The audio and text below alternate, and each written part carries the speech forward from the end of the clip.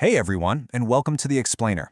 I am incredibly excited to be your guide today because we are going to dive into something that is absolutely critical if you're working with artificial intelligence.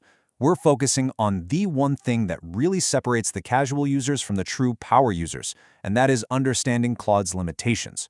Look, Claude is unbelievably powerful. It synthesizes data, generates ideas, and streamlines our workflows in ways that honestly feel like magic sometimes. But if you want to truly master it, if you want the absolute best, most reliable results, you have to develop a deep sense of boundary awareness. You really have to figure out exactly where the magic ends and where the mechanics actually begin. Think about it like this. Here's a fundamental truth that applies to literally everything, from a standard hammer all the way up to an advanced AI language model. Every single tool out there has a usage limit, and not knowing where that limit lies, well, that's dangerous. When you don't know a tool's boundaries, you inevitably fall into one of two traps.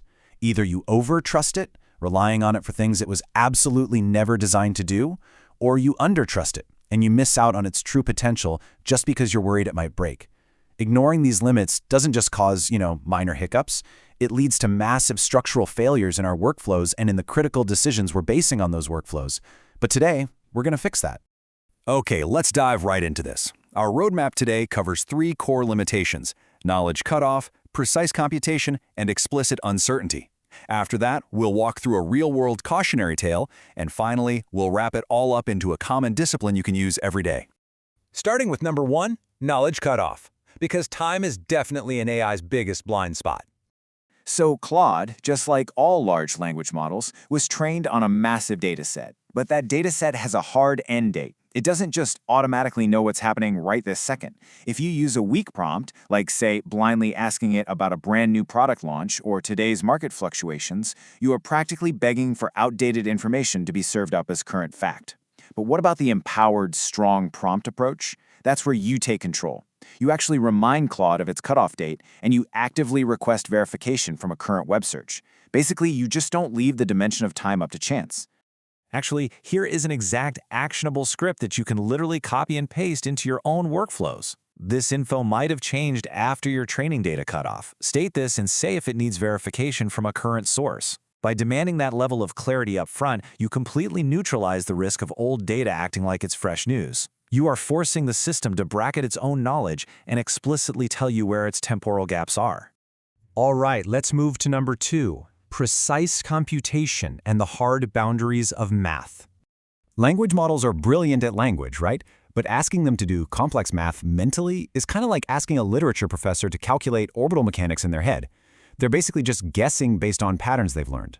The weak prompt relies entirely on this guesswork. It asks the AI to evaluate complex formulas purely through language prediction. And that leads to small, but absolutely crucial errors. It might look right at first glance, but structurally, it's totally flawed. The strong approach recognizes this limit and forces the AI to bridge the gap by using external calculator logic. You're telling it, don't guess, compute. This prompt is so incredibly simple, but man, is it effective. Do not do this calculation mentally. Verify by running code. Just by adding that one single sentence, you are forcing structural reliability. You're transforming a linguistic engine, which, let's be honest, might hallucinate a decimal point, into a precise mathematical tool that relies on hard code execution. You're building a guardrail right into your request, turning a huge risk into a guaranteed output. Okay, that brings us to number three, explicit uncertainty, and the very real danger of false confidence. Because AI systems are designed to be helpful, they really want to give you an answer, which makes false confidence a massive risk. If you use a weak prompt that demands an absolute answer and leaves zero room for doubt, Claude will absolutely oblige you. And the result? You get a low-confidence guess presented back to you with the tone and authority of a high-confidence fact. That is a total recipe for disaster. The strong prompt flips the script completely. Instead of demanding an absolute, it explicitly asks for a confidence level.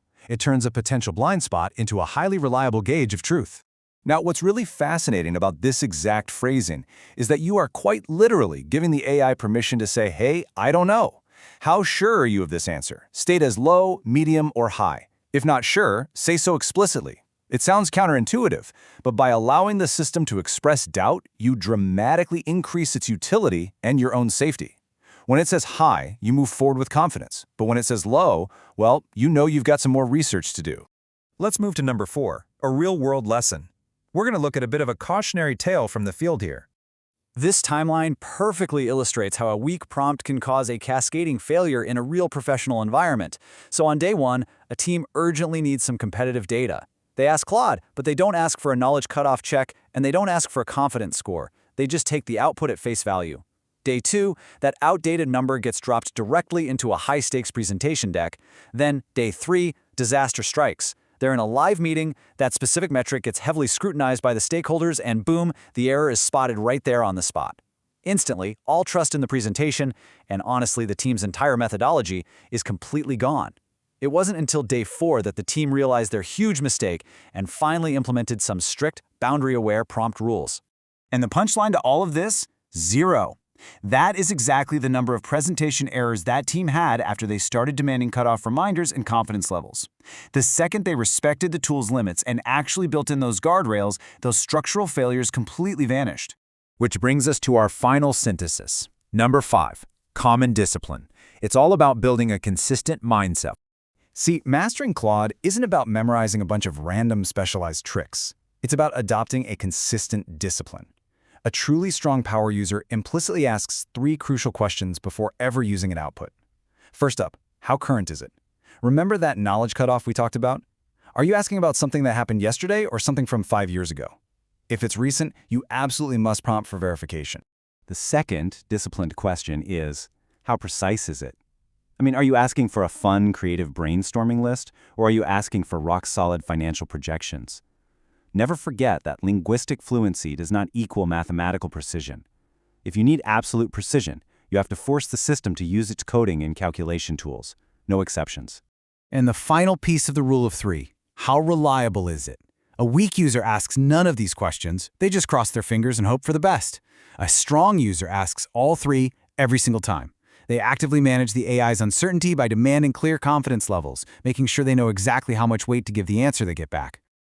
By embracing these limits, you actually end up unlocking so much more of Claude's true power, simply because you can finally trust the results you're getting.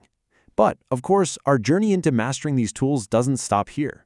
Next time in our Explainer series, we're going to tackle another incredibly important topic, managing hallucination and bias risk.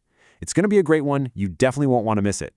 And as a quick reminder, if you found this useful, like the video and subscribe to the channel. It really helps us continue to bring you these deep dives and actionable frameworks. Before we go, I want to leave you with this final provocative thought to take into your own work today. Take a hard look at your own workflow. Are you using Claude as a magic oracle, just crossing your fingers and hoping it gives you the right answer every time? Or are you managing it like a powerful, bounded tool, directing it with precision and demanding verification? Because honestly, the difference between the two is absolutely everything. Thanks so much for joining me for this explainer, and I will see you next time.